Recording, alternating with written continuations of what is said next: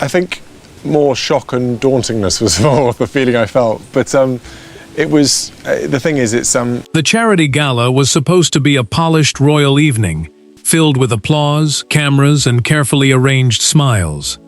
But everything changed when Prince William stepped behind the curtain and saw a face he had been told would never appear near his family again.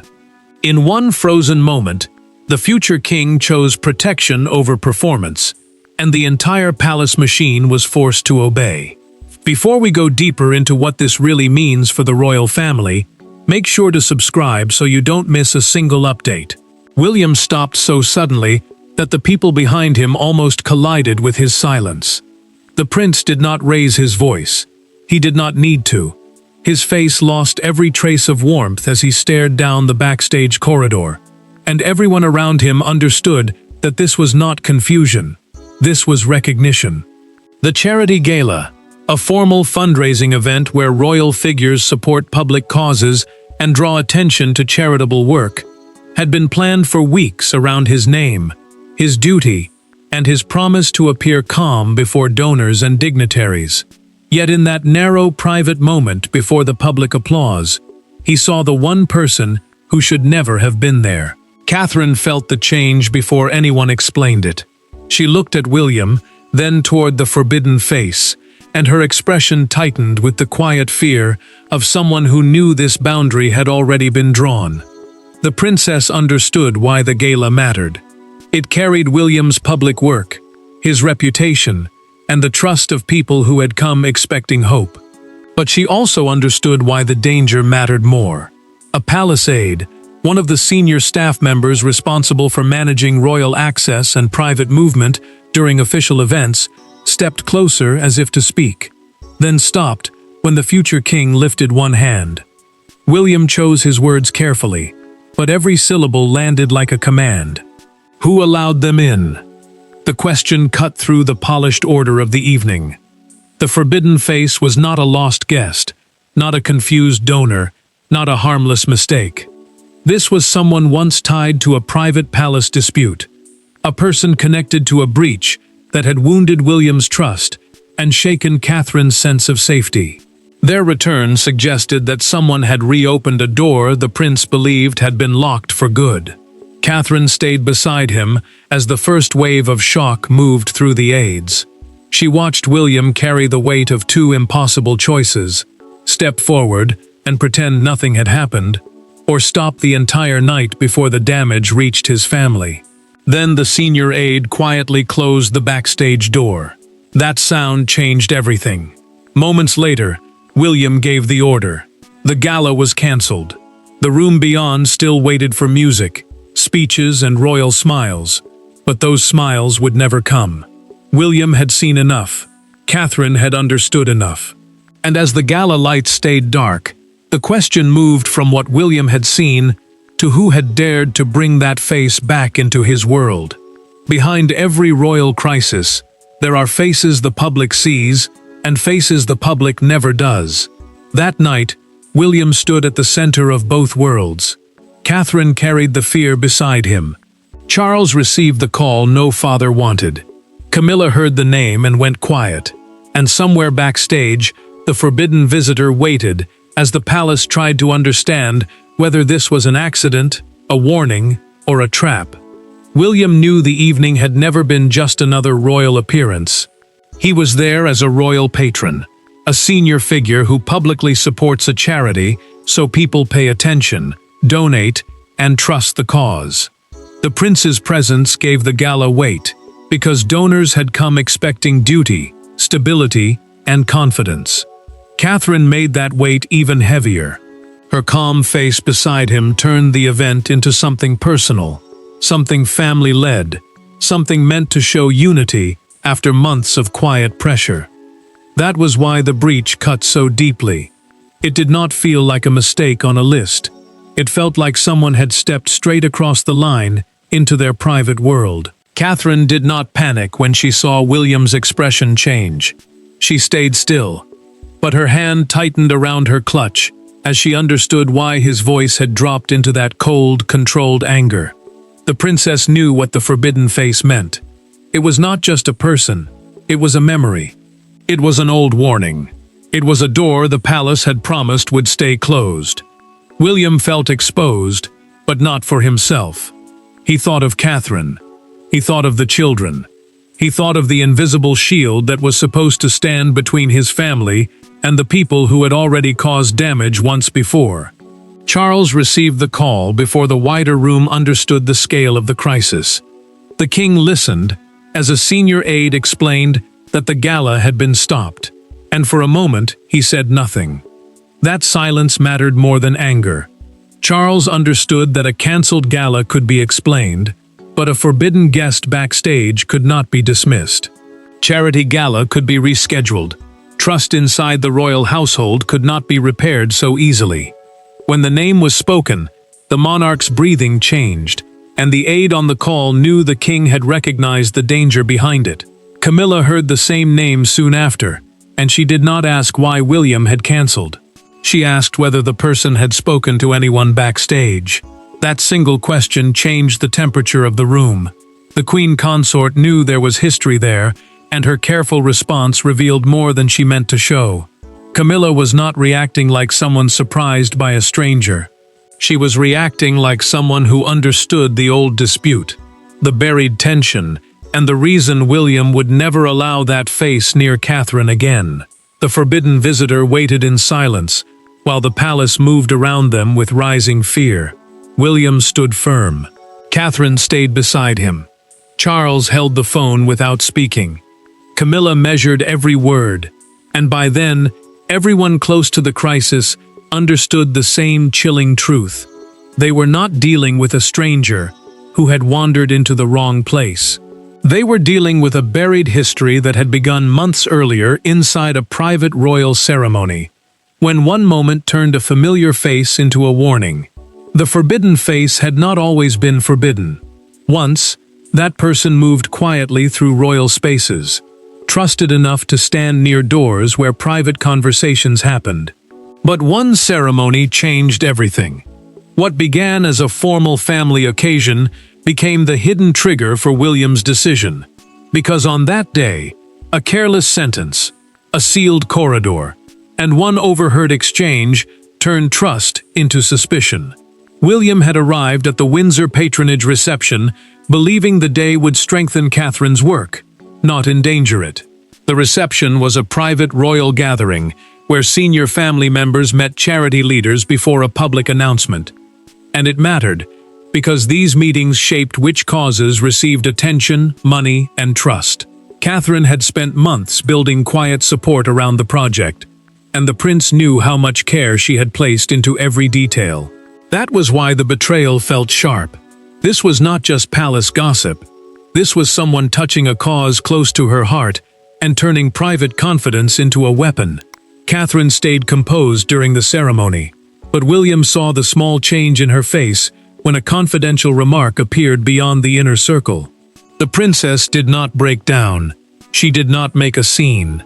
Later, in a private recorded conversation kept by one senior aide for the household file, she told the prince that the leak felt like someone had stepped into a room that was supposed to be safe. Her words stayed with him. They did not sound dramatic. They sounded wounded, and that made them worse. William began asking quiet questions after the reception ended. The prince learned that the same person later seen at the charity gala had been noticed near a restricted corridor, a private passage reserved for approved royal staff and close guests only.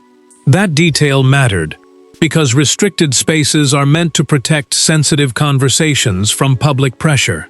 A palace aide, speaking in a documented account, prepared for the household review, remembered seeing the individual speaking with someone from Camilla's wider social circle. The aide could not prove who gave permission, but the memory was enough to trouble everyone who heard it. Camilla's name did not enter the matter as a direct charge, and the queen consort was careful when anyone mentioned the reception. She knew how easily old friendships could become dangerous in royal life. Still, Camilla's wider circle had appeared too close to a moment that hurt Catherine, and William did not forget that. The prince understood that permission in the palace is rarely simple. Sometimes a door opens because someone signs a list. Sometimes it opens because someone thinks a familiar name still carries power. William made his decision quietly after that day. He ordered the person removed from future backstage lists, private access routes, and family-adjacent events. The command was meant to close the matter without public humiliation. Catherine accepted it as protection, not revenge. Camilla heard of the boundary and understood its meaning. But months later, when that same face appeared backstage at the gala, the old wound came back alive. William was not reacting to a guest. He was facing the return of a betrayal that had never fully healed. The most dangerous royal confrontations do not happen in grand halls. They happen in narrow corridors, behind closed doors, where no cameras can soften the truth. William did not shout at first. He stepped forward, eyes locked on the forbidden visitor, while the noise of the gala faded behind him. Then one sentence cut through the room, and everyone understood the night had crossed into open conflict. William moved with the kind of calm that made aides nervous. The prince entered the backstage corridor with Catherine close behind, and two senior staff members stood frozen near the wall, unsure whether to speak or disappear. The backstage corridor mattered because it was the last private space before a royal figure stepped into a public event, where final instructions were given and only approved people were allowed. That was why the forbidden visitor's presence felt so dangerous. This was not the public hall. This was the protected space, and someone had broken it. Catherine looked at the visitor and did not waste a word. The princess knew the boundary had been set after the Windsor patronage reception, the private ceremony where charity leaders met the royal couple before a public announcement. That earlier moment mattered, because private remarks had escaped the palace circle, and the leak had touched work close to Catherine's heart. She had carried that wound quietly. Now the same face stood before her again, calm, steady, almost prepared. William saw that calmness, and it hardened something inside him. William asked the question first. "Why are you here?" The forbidden visitor answered with a careful voice, saying they had been invited through a higher office. The phrase landed like a spark near dry wood. A higher office meant someone above normal event staff, someone with enough influence to push a name through a private system. Catherine heard it. The aides heard it. The prince heard it most clearly of all, because those words suggested this was not a mistake. This was permission. Catherine stepped forward before anger could take over the room. She spoke quietly, but every word carried force. She reminded the visitor that the boundary had already been made clear, and that no one close to William's household had approved their return. The princess did not accuse without proof. She did something colder. She reminded them of the rule. That made the visitor's silence even heavier. The face that had once moved freely through royal spaces now stood trapped between past access and present consequence. William demanded a name. The prince asked who had approved the access, and for the first time, the visitor's confidence faltered. They looked past him instead of answering. That small movement told the room almost everything. It suggested fear, loyalty, or both.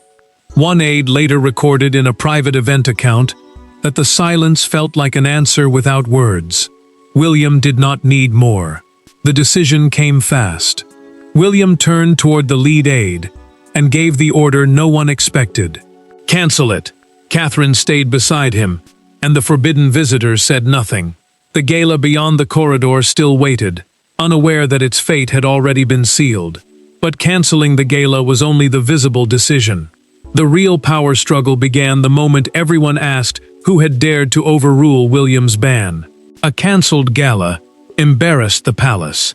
A forbidden guest exposed it. But the question of who opened the door threatened something far bigger than one evening. Inside a private room, William sat across from senior officials while Catherine waited nearby, and every answer sounded too careful. The future king was no longer asking about an invitation list. He was asking who still had the power to test him. William entered the holding room with the cold focus of a man who had already made up his mind. The prince did not sit at first. He looked at the senior officials, then at the papers placed before him, and the silence became heavier than any accusation. The holding room mattered, because it was where royal staff moved a crisis away from public eyes and into private control. But this crisis could not be softened. The cancelled gala had exposed a failure inside official event channels, meaning the forbidden guest had not slipped through a side door. Someone had allowed the name to pass. Catherine waited nearby, close enough to hear the sharp edges of the conversation. The princess understood why the records mattered. Access records showed who entered restricted spaces. Guest lists named who had approval, and backstage security notes explained how private movement was controlled. These were not small details. They were the invisible walls around William's household. If those walls could be crossed once, they could be crossed again. Catherine knew that, and so did the prince. William picked up the guest list, scanned the first page, then placed it back on the table and pushed it away. That single gesture said what his voice did not. He no longer trusted the system that had failed him. The prince asked who had reviewed the list. He asked who had signed the access note.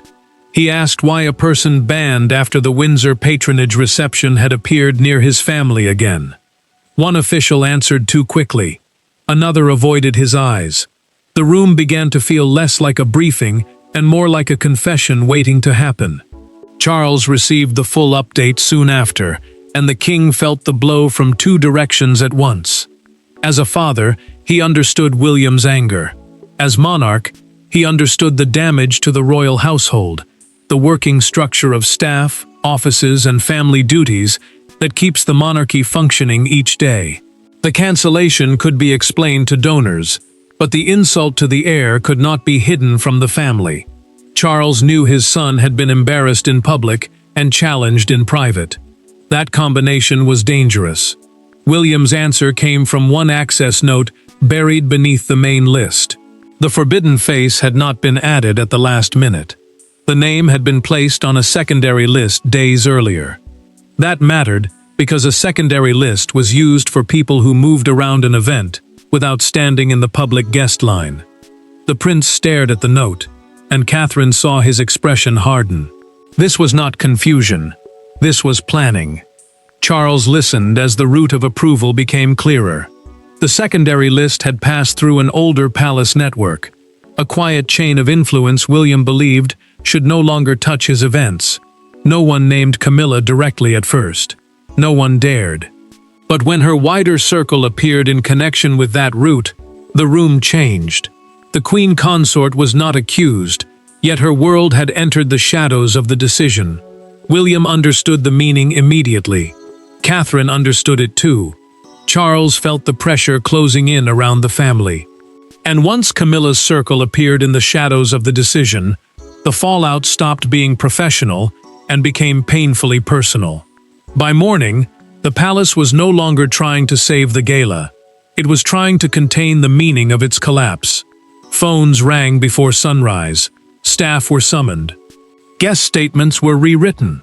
And inside Clarence House, Camilla received the message that William had connected the forbidden visitor to a channel too close to her world.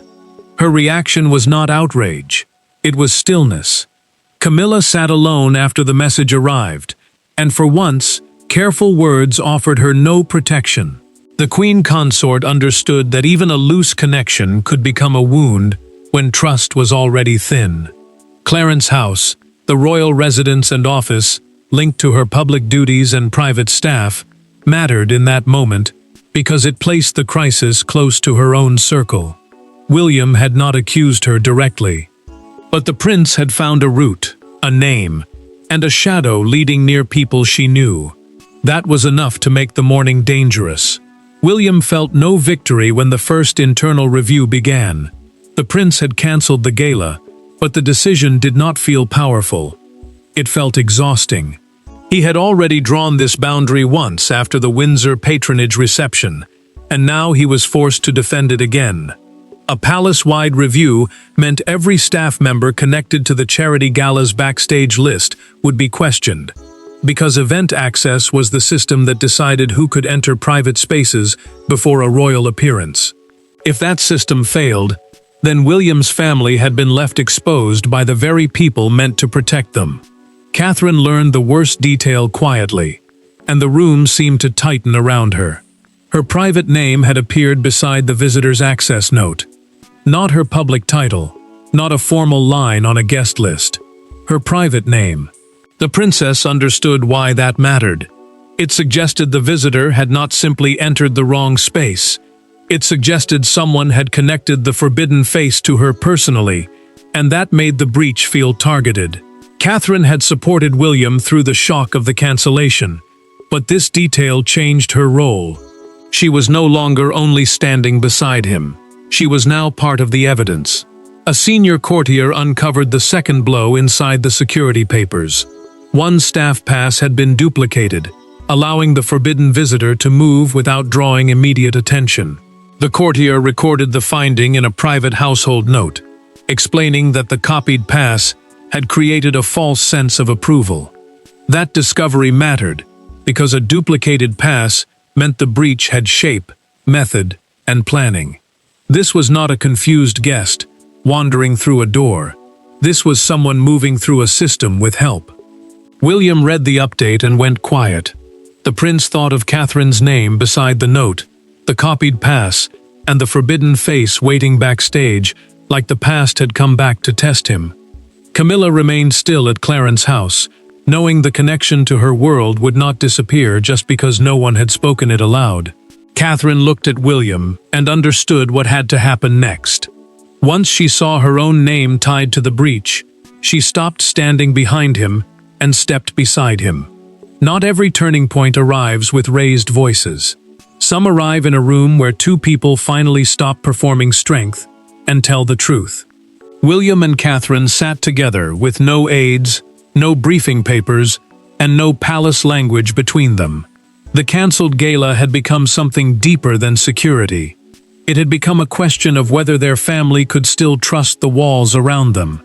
William looked at Catherine and waited, because for once, the prince did not want an aide's answer or a courtier's version of calm. He wanted the truth from the person standing closest to the wound. Catherine had carried herself with grace through the cancellation, through the questions, and through the first review, but now the princess allowed the fear to show. A courtier is a senior palace helper who manages royal duties and private arrangements, and William had removed every courtier from this conversation because the matter had become too personal. Catherine told him the breach had shaken her more than she first admitted, especially after her private name appeared beside the access note. Catherine did not speak like someone asking for revenge. She spoke like someone trying to protect the one peaceful corner her family still had. The princess reminded William that the forbidden visitor was only part of the danger. The greater danger was the system that had allowed that person near them again. That mattered because systems are supposed to create trust. Guest lists, access notes, and private routes are meant to keep royal spaces controlled. But when those same tools are used to bring the wrong person close, the protection becomes the threat. William listened without interrupting. The prince had cancelled the gala in front of staff, donors, and expectation, but he told Catherine that he would do it again if the choice came down to public duty or her peace. His voice did not shake. That made the confession more powerful. He was not speaking as a future king in that moment. He was speaking as a husband who had seen the same boundary broken twice and had finally reached the end of patience. Catherine reached for calm before she answered. She urged William not to let anger become the story, because anger could be dismissed by people who wanted to protect the old channels of influence. The princess told him to make one clean decision, one that could not be called emotional, one that would stand even after the headlines faded.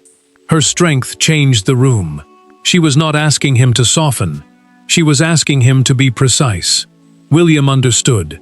The prince agreed to demand a permanent access reset for every event connected to his household. An access reset meant wiping away old approval routes and creating new rules for who could enter private royal spaces. That mattered because older palace networks had quietly survived for years, moving names through doors without clear responsibility. William wanted those routes removed from future control. Catherine nodded when he said it. The princess knew this decision would anger people who had relied on old influence, but she also knew silence had already cost them too much. William had cancelled the gala to stop one face. Now he was preparing to challenge the hidden system behind it. The private choice had been made in silence, but by the next morning, the outside world had turned the cancelled gala into a national royal drama.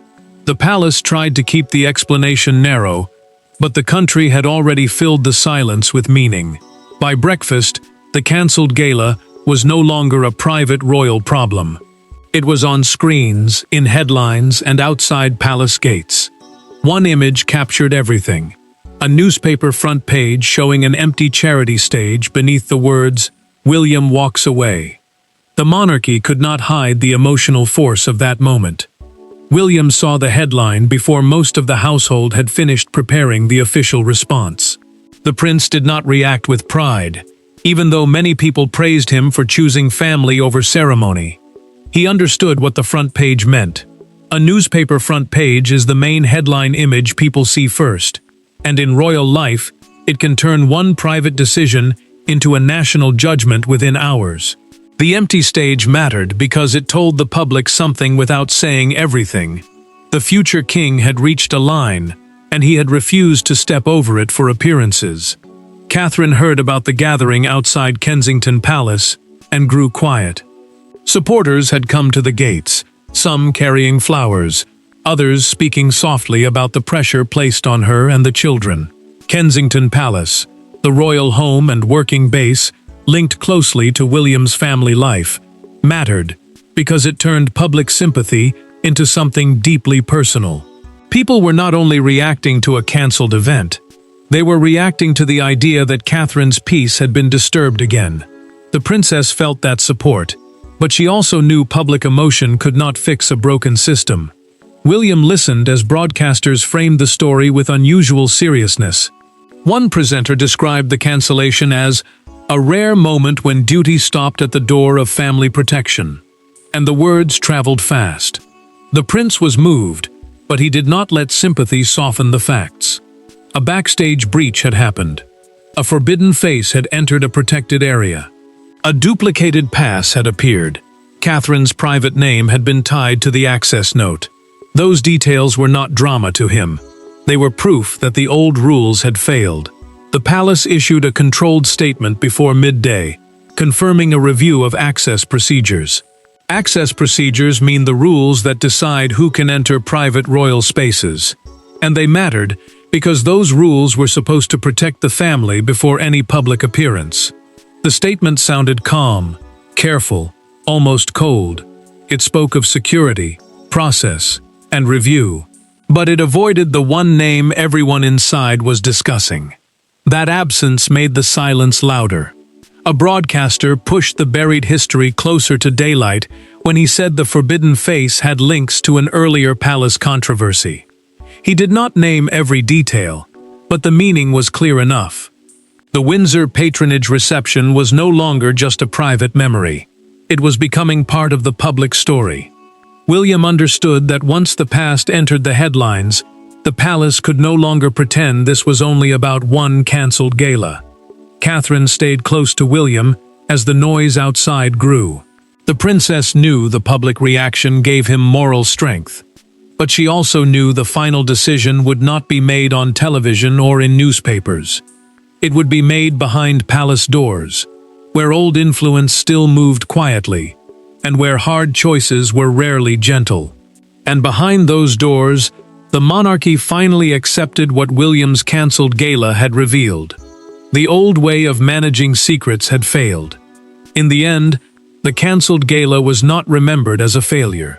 It became the night William drew a line so clearly that no courtier, guest, or hidden influence could pretend not to see it. The forbidden face had entered Backstage expecting silence. Instead, that face forced the future king to show exactly what kind of reign he was preparing to build. William made the final command with no anger left in his voice. The prince had moved beyond shock, beyond embarrassment, beyond the need to explain himself to anyone who still believed old influence could open locked doors. The palace concluded the matter by removing the old secondary access route, the quiet approval path that had allowed certain names to move around official guest lists without clear responsibility. That mattered, because the route had not only failed the event, it had failed the family. From that point forward, every event connected to William and Catherine would fall under stricter household control, meaning their own office would decide who could come near their private royal spaces. Catherine felt the weight lift slowly, not all at once. The princess knew the cancellation had hurt people who came expecting speeches, hope, and charity support. But she also knew the deeper truth. William had not acted from fear. He had acted from dignity, protection, and respect. The forbidden visitor was permanently barred from private royal event spaces, closing the loophole that had allowed the crisis to unfold. A loophole is a gap in rules that lets someone avoid the normal limit, and this one had carried an old wound straight back into their lives. Charles accepted the decision with a silence that said more than approval. The king understood William was not simply demanding control as the heir, the next person expected to inherit the crown. He was warning his father that blurred boundaries would no longer be tolerated around his wife, his children, or his work. Charles felt the pain of that truth. As monarch, he saw a household being corrected. As father, he saw a son who had learned that protection sometimes means disappointing a room full of people before danger gets any closer. Camilla understood the verdict without needing it spoken directly. The queen consort knew the networks of old influence would no longer move freely around William's family. Her circle had not been publicly condemned, but the message had reached every quiet corner that mattered. The palace had changed the locks. The future king had changed the rules. And the forbidden face, once able to move through royal spaces with confidence, became a symbol of the past trying to return through a side door, only to find the door sealed forever. William did not celebrate the outcome.